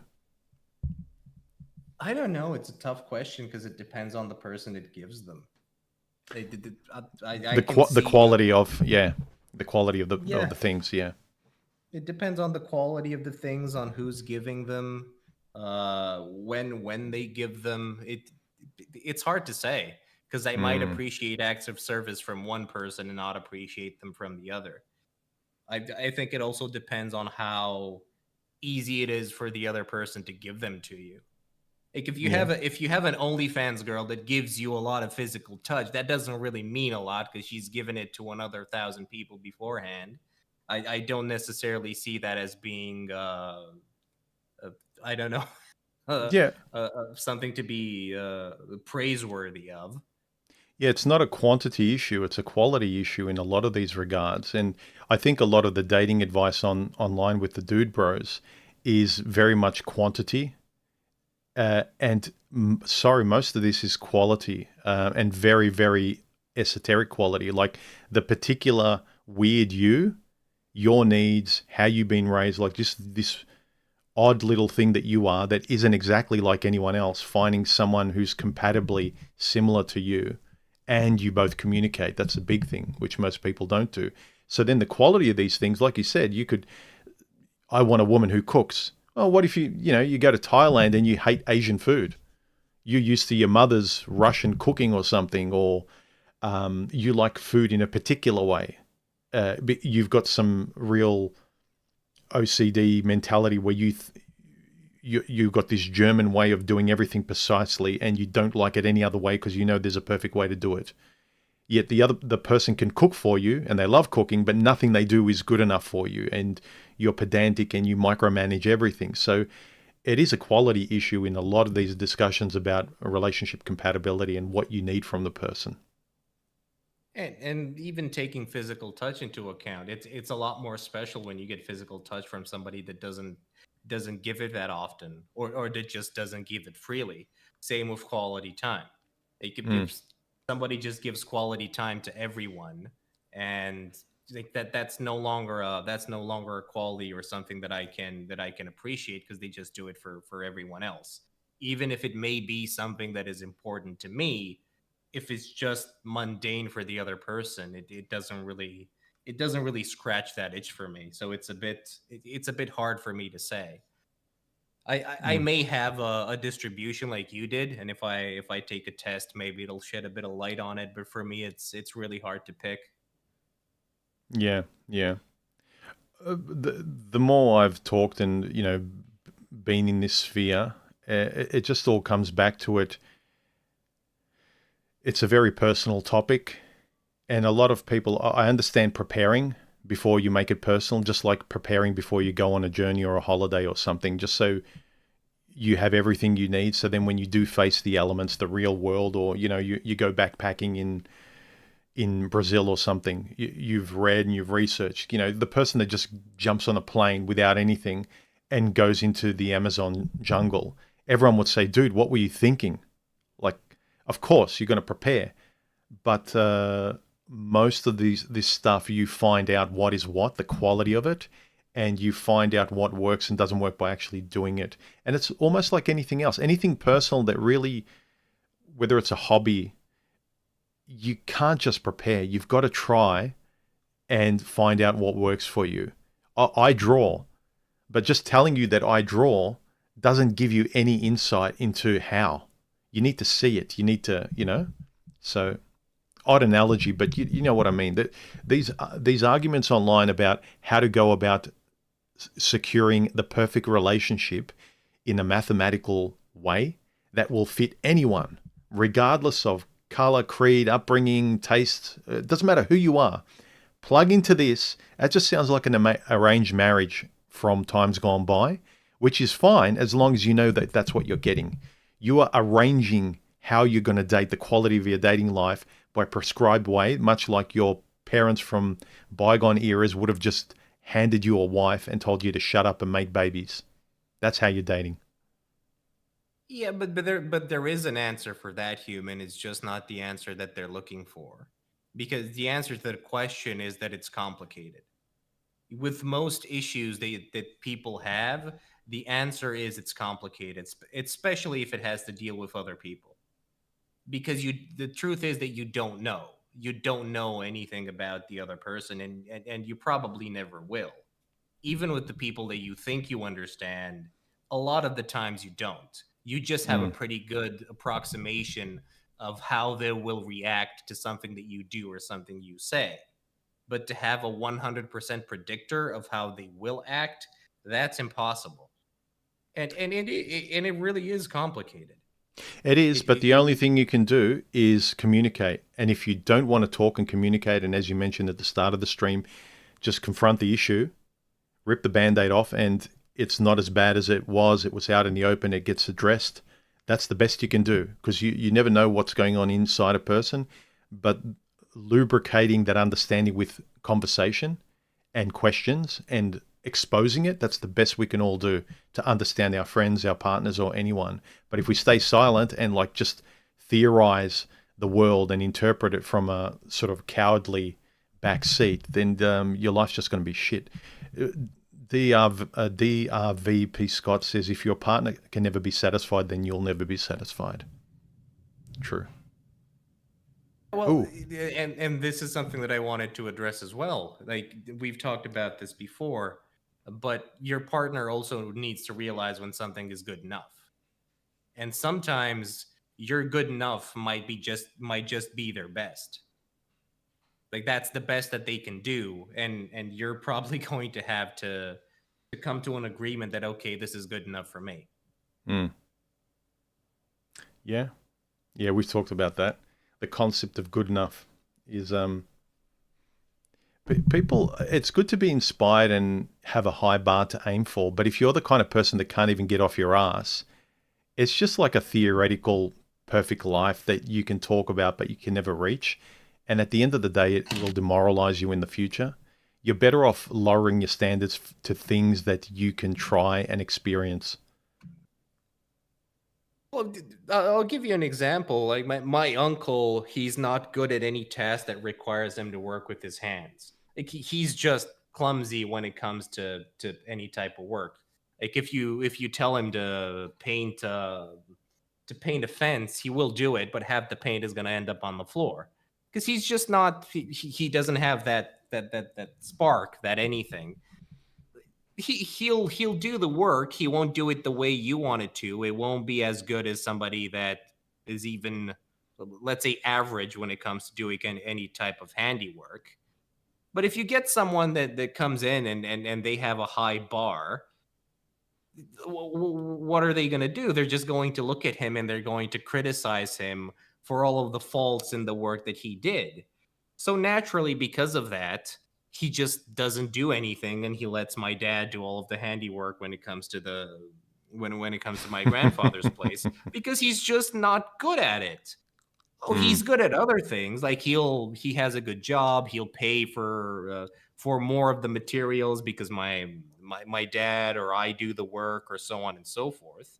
But trying to criticize him for something that he's just not capable of, it's not going to get you anywhere. Yeah. And you Like, can bash him as much as you want, and if you tell him to paint the fence, he's gonna make a mess out of it. But you know what? That's good enough. He did paint the fence, and instead of one can of paint, it took four. But it is what it is. At least he got the job done.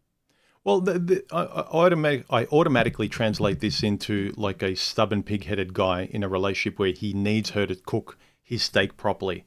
And if she's trying and she's just terrible, she can't cook, his steak always ends up bad. What's more important for the rest of your life, to eat shit steak, or you could cook it yourself in 10 or 15 minutes perfectly, exactly the way you want it, and she's trying and she wants to and she can't. Are you going to tolerate shit steak, or are you just going to cook the steak yourself? Well, if she cooks it for you, be thankful for the steak that you got. And Yeah, from that point onward, cook your own goddamn steak. exactly. Or if it's good enough, then it's good enough. People, the hills that people want to die on, like principle. I've got this principle. My steaks need to be like this. My girlfriend needs to be blah blah blah. It's like, okay, if your standards are that high, and also make sure that you accept that standard being done to you. So a woman that wants you to have a high standard, don't complain. Don't expect your standards to be low on her. Like, you just need to love me for who I am, sweetheart. But you need to have a perfect body. You need to have a zero body count. You need to have no tattoos. You need to be a Michelin star chef. You need to be a good conversationalist, intelligent, know how to make me feel good at any moment by reading my body language, be into exactly the same things on exactly the same compatible level as me, video games, art, literature, and everything. And also, during my life, sweetheart, when I change, when I no longer like video games and I discover body surfing or something, you have to magically also love body surfing. If you're that kind of guy, then you deserve the shit that you'll get for such a utopia that you think you can live in. Well, Cook your own steak. one of the things that always made me laugh is when when I heard these guys that I always want my woman to look pristine. It always made me laugh because I always got the impression that these guys have no idea what it takes for some of the girls that they were using in their thumbnails or in their videos to look the way that they do. Like the amount of makeup, the amount of time, the quality of the makeup, the clothes, not to mention all the post editing and everything else that was done to the photo so it gets to the way that it looks when you post it online. Like the amount of effort for that to look like that on a day-to-day basis, it takes hours upon hours of work. That is not feasible. Unless you have the money and you're making a ton of money and that's your only request for that person. But they can't also look pristine and be a cook and also be a monster in bed. Like those things don't go together. Unless you have a couple of servants that are willing to do all of that stuff for you. Like she gets out of bed and you have 6 people applying her makeup or whatever. Yeah. Oh well. Again, if you just want to, if you live online in your little sect with your 10 commandments and scream at the world the way the world should be, not actually looking at the way the world is, not looking at, women and guys growing up in different ways, in different households, different parts of the world, rich, poor, neighborhoods, your own peculiar wants. You're born with autism and the other person isn't, or whatever it might be. If you just think everyone's like a cookie cutter man and woman, the way a lot of these people are, like we're just this man that comes out of a production line and a woman that comes out of a production line, and if we all act mechanically perfectly, we will be robots that will be happy for the rest of our lives and everything will be fine. To If be that's the, fair, it's a pretty shitty production line. yes, exactly. Yeah, I think the best people do is like we're a piece of shit and everyone's just trying to spray paint a nice color over it. That is true. Across says has to be lost in translation. Relationships are supposed to me all about compromise on both ends. Yeah, compromises that you both want to make or that aren't. We talked about chores. If I don't mind doing something, like if my partner really hates doing a certain chore and it's a chore, but like it doesn't bother me as much as it clearly bothers them. Why wouldn't I do it? And it's an easy win. Like doing these easy wins for your partner. But some people that don't want to do anything and then complain why they don't feel and see a good relationship. You know I feel good when I do things for Stephanie. You know, I feel proud of myself and then I'm contributing, I'm doing stuff. And when she does stuff, she feels proud of herself. I, kiss her on the cheek when she does housework and stuff. Like there's things you see and do for each other that is physical proof. But you have to compromise both of you individually. That means talking at the start. You can't just avoid everything and not talk and you think that things will magically fall into place by two couples that we just vibe. We never talk, we just vibe. Good luck vibing. Good luck. Yeah, I don't think vibing exists. No. You can vibe with I don't know, liking the same type of music or but beyond that, I mean, Well, man, things are a bit too serious. But even online, when we get together in a group of people and we have a nice chat online, we can't vibe. We have to say something. We have to illustrate who we are as people. Sorry, you can probably hear the rain outside. It's raining quite a bit. Nice. Yeah, it's a sun shower. I think the temperature outside is 33 degrees. Humidity is at like 90% and it's showering, so it's a tropical shower. Oh man, you're lucky with that humidity. You're like Stephanie. You love this weather. No, I need the humidity. My nose is screwed, and I have 26 humidity now. It's absolutely horrible for me. I can barely breathe. All right, dude. This was fun. I think we should wrap it up. We've been going it's almost getting to 2 hours now. Yeah. That's good enough for me. You only said one or two things that could get my channel cancelled, so that was good today. Well, I'll be more careful next time. I'll give you more anxiety attacks. No. That was good. We were talking as though we were alone, and one or two times you said words like, "Oh, YouTube will pick that up," but it doesn't matter. Whatever, dude. Doesn't matter. Well, I apologize. Nah, that's all right. Sorry, I shouldn't have even brought it up, but no, it was a good chat. If anyone else has any other things to add,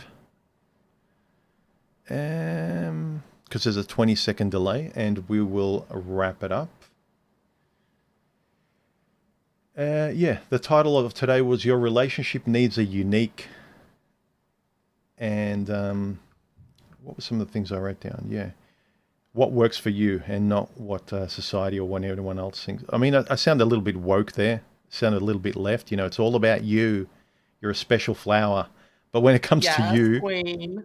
Yeah. But when it comes to you choosing to live with someone, you better hope you pick a special flower that meets your special flower. Otherwise, you're just going to be bitching and complaining and throwing, the way they should be, and they'll be throwing the way you should be at you.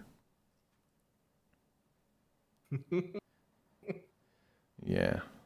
And all these things people talk about, a high maintenance person, a person that does this, and this. And then women will say that about men, like a guy who does this, and this. It's like, well, fine, don't pick them. You need to pick the person that does things, not only that is, not that you have to tolerate. If you like the person, you will, the things that used to annoy you about someone else will put you off. You find it quaint about this person. Stephanie has those things about me. things that objectively are a bit annoying or odd or quirky, she finds them endearing because they're about me. And that's because she liked me from the start and I liked her. And there's certain things she does that might be feminine. They aren't annoying to me. But in the past, with girls I didn't get along with, every little thing that was feminine in a person that I wasn't compatible with began to bug me. So make sure you pick a person esoterically and individualistically.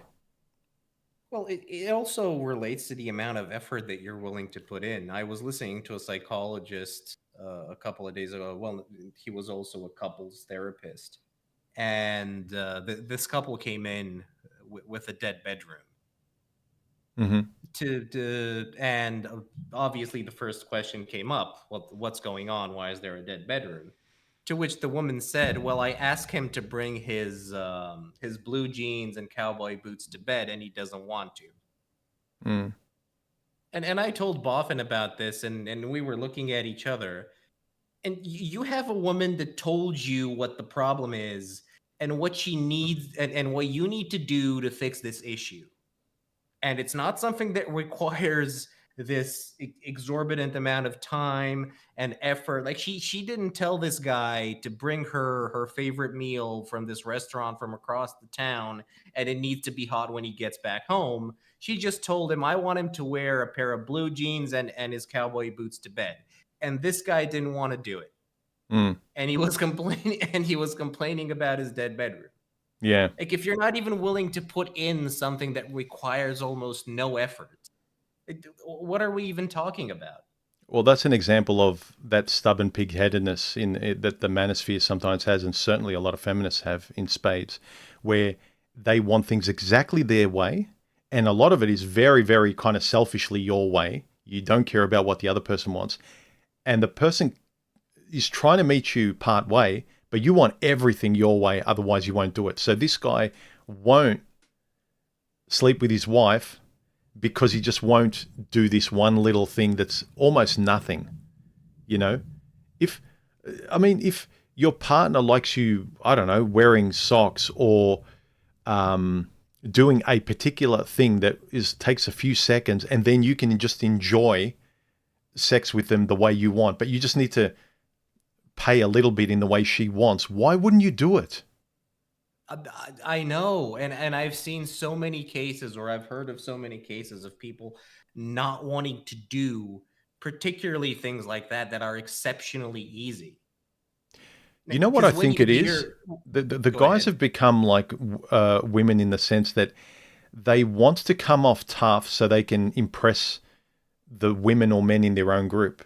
So women, you know how you've heard that women dress to impress other women, not so much to impress guys, or they act or they do things that they can high five other women and get women's respect. I think a lot of these guys come up with these ridiculous pig-headed standards so that they don't feel ashamed in front of other guys if it doesn't work out or if you can't get a date or whatever. So it's ridiculous so that you can say, well, things were great, and then she chewed like this at a restaurant, and so I dumped her. And you can high five people because you're like a sociopath. You know, you see those memes where they keep showing, what's that guy, American Psycho, that Bateman guy? Patrick Bateman. Patrick Bateman. They keep showing an image of him in a suit, like squinting his eyes, and there's music over the top, like mic drop, like I just got rid of the bitch. It's like, you're stupid. You basically, she was perfect until she did something innocently, and then you got rid of her because you want a perfect life and you can high five your bros later. Good on you. Have a Well, relationship well, with your bros. well. The problem is that if he did put his boots and blue jeans on, then he would be a simp because he'd be bending the knee and doing what the Yeah, woman wants, right? yeah, It, exactly. I don't know. Like, this to me is one of these weird things because I see couples that genuinely have good relationships, and the guy does something for the woman, and he immediately becomes a simp. Yeah, And look, I'm sorry, there are people in life that you genuinely need to simp for. Like, if somebody's giving your mom a hard time, it's probably the right time to simp a bit for your mom. it's probably a good idea to simp a bit for your wife. Like, there are certain people for who a bit of simping is actually, I would say, a bit mandatory. I'm not saying go out there and be a doormat, but at the same time, like you need to see these things with a bit of perspective. Well, Like, it's worse. It's worse than that. It's so short sighted, Karu, that being nice to somebody that deserves it is gay. It's like, oh, I took out Stephanie for dinner. Oh my God, so gay. I shouldn't be doing anything for her. You know, it's like anything that our grandfathers used to, like treating someone well because they deserve it, because they've been good, they understand you, you love them. Like, I love my wife, so I treat her well. Oh my God, that's so gay. What a simp. It's like, what's wrong with and guys get off on treating people that deserve to be treated well, and we get a boost of self-esteem. What's wrong with it? well, it reminds me of the old idiom. You know, half of my wife is sperm, so kissing her is gay, and then all the other things. Just quickly, it's thundering outside. If everything goes black, if the power gets shut out because it's pretty bad outside, it's I'm just going to end the stream if everything goes dark. Okay, so it's not me. But we should probably wrap it up. Probably end it. Yeah. And you should get some sleep. Thanks for staying up, dude. No worries, man. Anytime. Yeah. Hope I didn't talk too much. Same here. No, you were good. I'm always I'm used to talking on my own during streams, and so when I talk to someone else, I do a recorded chat or a stream and stuff. I'm in stream mode, and when I'm having a good time and just relaxing, I'm not aware of how much or how little I'm speaking. So, anyway. Cyber Surfer says it could be that he doesn't understand the importance of the jeans and boots, so he wrongfully No, that's bullshit. He didn't understand the importance of jeans and boots. If all your wife needs is that, and you keep stubbornly not doing that, like if I just need to press this button and I get everything I want, but I refuse to press the button, it's a me problem. Yeah. Lucky human, you're now blaming men. You should be ashamed of yourself. I know. All right. Thanks, Bovan. All right. The rest of you, jump on the Discord if you want to have a group chat. Be nice to each other. I am going to get out of this heat. I probably need to take a shower. I'm fairly drenched. It's very humid in here. This is why I set up the lighting here, because I didn't want to have the window up because it's so hot and humid outside. It would have been even worse. So hopefully this lighting is okay. I tried to make it interesting with the what are they called? That lighting in the background. Not display. Practical lighting. Sorry, practical lighting. It's unnecessary second lighting that just visually creates interesting bullshit in the background. All right. That looks good to me. Yeah, I think so. Yeah. That's called an Edison light, talking about the light bulb before. It's a very particular type of light that's not a normal one. It's like very, very low wattage that just, it's basically it's made in the same way and to the same power degree as when light bulbs were made back in the day. So it doesn't have a lot of power at all. But you're talking about the red one, right? Yeah. So it just provides like a really nice kind of glow. So its wattage, I think, is about like 11 watts or 8 watts or something. It's very, very low.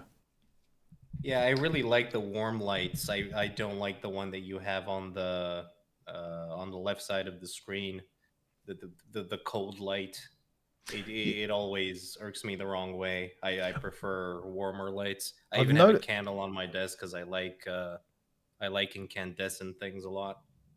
I've noticed that about you. I've noticed in the past, like once or twice when you've mentioned that you like the look and coloring of a certain video I've made because of the color grading, you tend to always lean towards warm, really warm looking. And whenever it's like cool or, cyberpunkish or anything like that. You don't like the cool, the purples, the blues, or anything. You really like the warm hues. Well, I'm a very romantic guy. I use candles all the time. So any ladies in chat, hit me up. Yeah, make sure you've got tattoos all over you, and you're the daughter of a cartel boss, and you'll be a perfect match for Khaoru. All right, Amen to dude. that. Thanks again for being part of the stream, and I hope everyone enjoyed the chat. A few people commented it was actually nice listening to the discussion as they talked with each other on the stream. So this is good. Probably do it again more often. It'll save me having to pedal all the time. All right, dude. Thanks again.